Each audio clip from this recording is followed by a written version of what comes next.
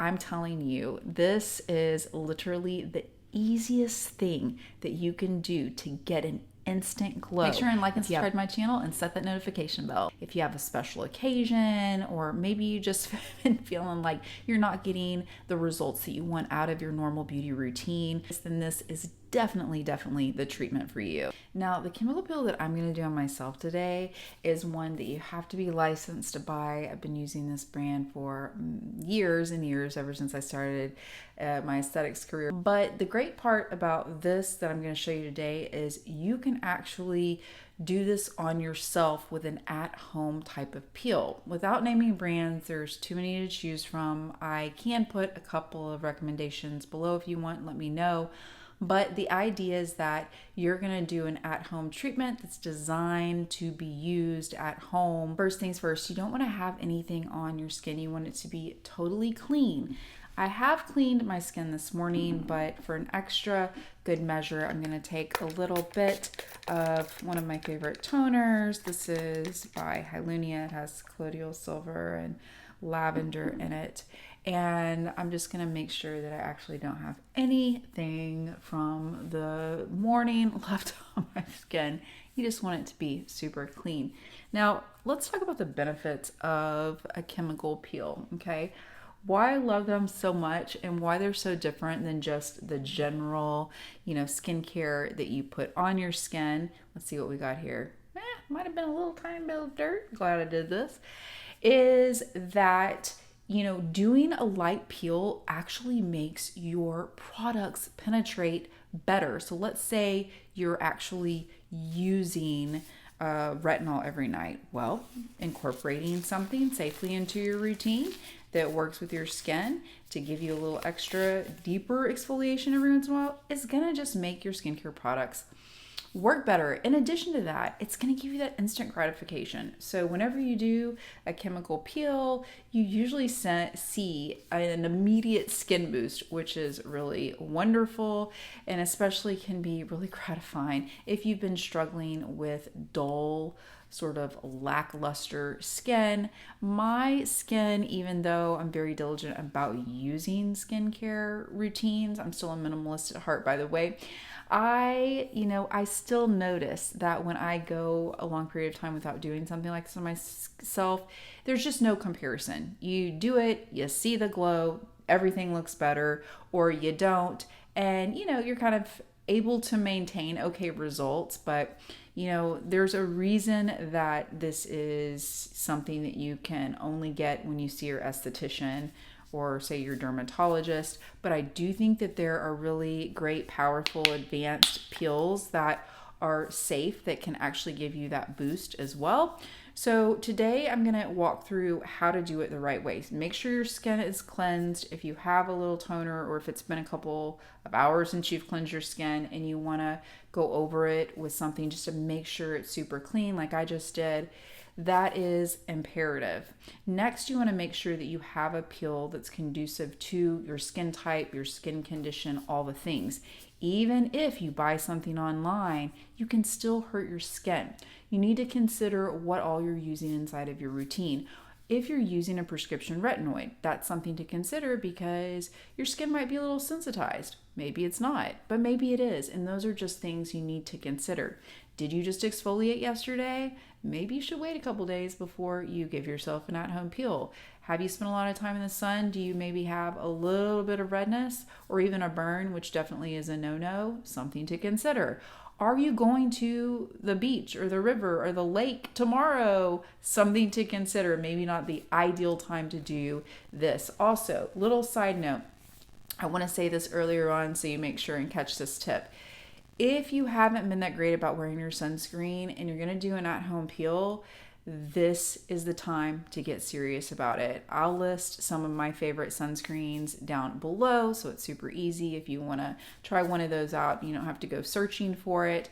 But the point is that you use one. Whatever you use in your makeup, you want to consider that to be an extra thing that you do. You don't want to ever use your makeup just as your SPF, even if it says like SPF 50. You're never going to apply that much makeup, or at least most of us probably wouldn't want to, for it to really coat those skin cells evenly. So I digress. Let's get started. I'm going to apply a little bit on my hand because I have on a glove and this is a cream peel. This is not always going to be the case. Sometimes you might have a solution that's runny and you're going to need to be really, really careful because you don't want it to drip and get on other parts of your bodies or touch your actual bare hand and then rub your eyes. Like, trust me, I made all the mistakes. But, using a brush that is conducive to chemical peels is ideal. But you just have to realize that you are standing up. Like if someone does it to you, the way that I give a facial is going to be very different than the way I do it on myself because now I am sitting up, right? Just like you. So those are things to consider as well. So I'm taking a little bit of my cream peel, and because it's creamy, it's going to be really easy to apply. And then you're just going to put it on the areas where you need it the most, maybe where you have those fine lines and wrinkles. Now, this is another thing I want to go over. I'm going to put some right here. Make sure I can get it on those 11 lines, my forehead wrinkles.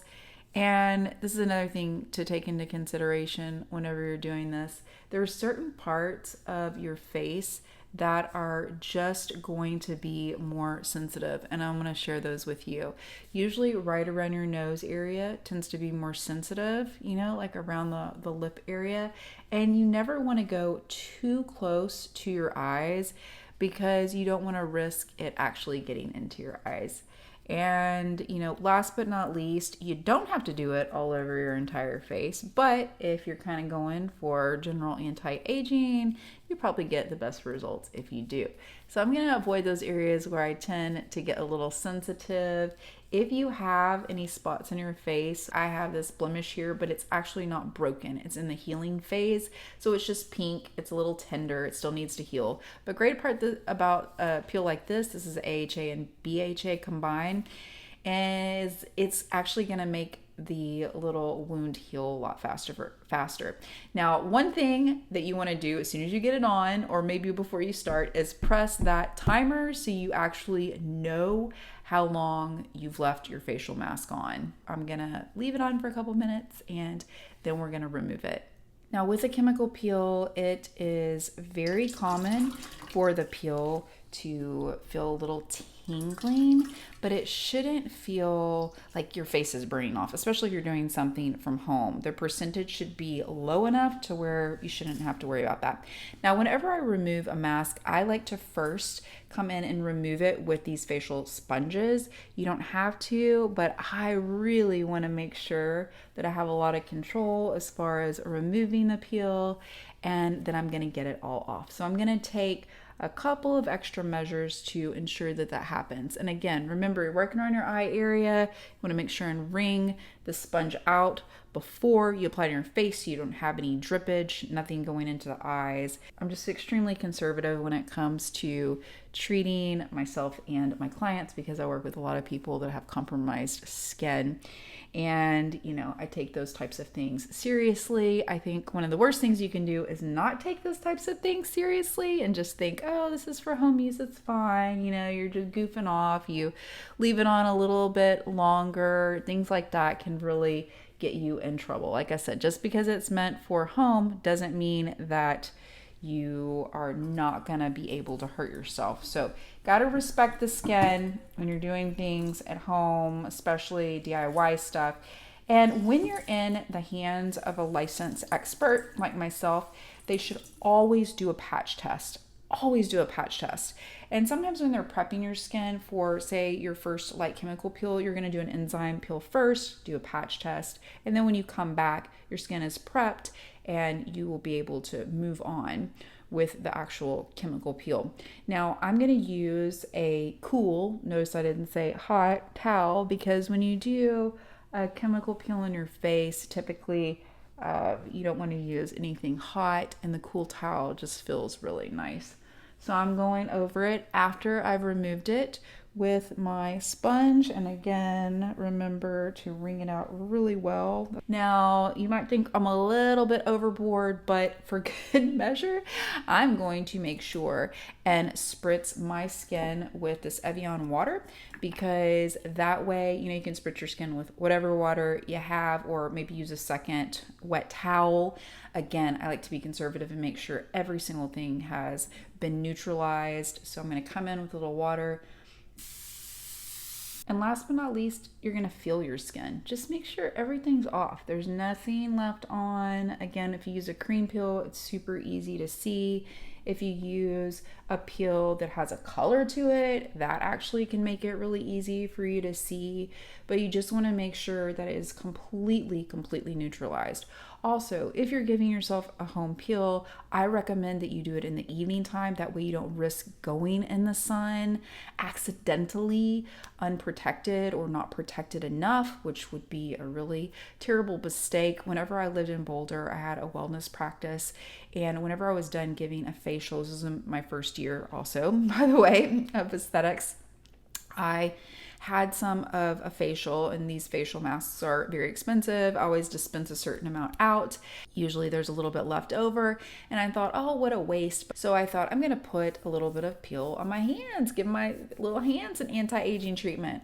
Well, I did, and my hands felt great, and they looked great, but then I forgot, and I had 3 pugs at the time. I took them to the park later on that afternoon, and of course, didn't have any SPF on my hands, and came back home and started wondering why my hands were a little itchy, and then they were a little red, a little blotchy, and it occurred to me that I had failed to put SPF on my hands. Big time rookie mistake, but mistakes happen, so I just want to prevent those mistakes from happening to you. And by using a peel at night, you can really sort of lessen the chances of making those common mistakes. Okay, so the peel is done. If you're going outside during the day, make sure you have on your proper SPF. SPF 30 is the minimum. If you do a peel, maybe you want to go with 40 or 50 just to be safe. Make sure it is broad spectrum, so it's full coverage. You get the UVA and the UVB protection. But again, night time is my recommendation.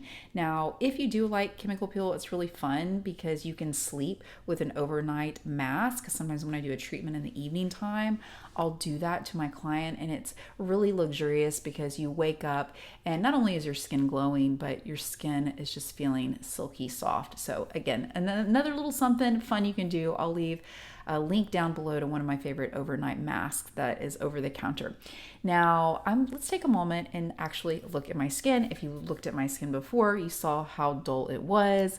And now I'm just feeling like I have a little bit more color, a little bit more glow back, and my skin to the touch feels just super smooth.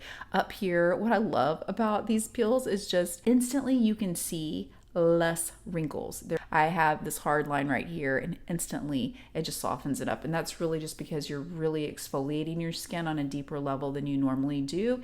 And especially if you're really good with your beauty routine, if you incorporate some facial massage, do some of the things that I talk about all the time that are actually free, it can actually really just improve the integrity of your skin altogether. So it's really not just about the one thing, like just the one chemical peel or the one product, but it's really just the combination of what you're doing. And it doesn't need to be difficult. It doesn't need to be a multi-step process. It just needs to be something that is agreeable with your lifestyle that you can commit to on a regular basis. Some sunscreens are going to have other hydrating products in them, which is wonderful. But if you do a peel and say you're not going outside, you can just apply your favorite moisturizing lotion to your skin afterwards. And this is just going to allow your skin just to really absorb all of the nourishing goodness. I hope this was helpful. Remember, the more you know, the more you literally glow. Ciao for now.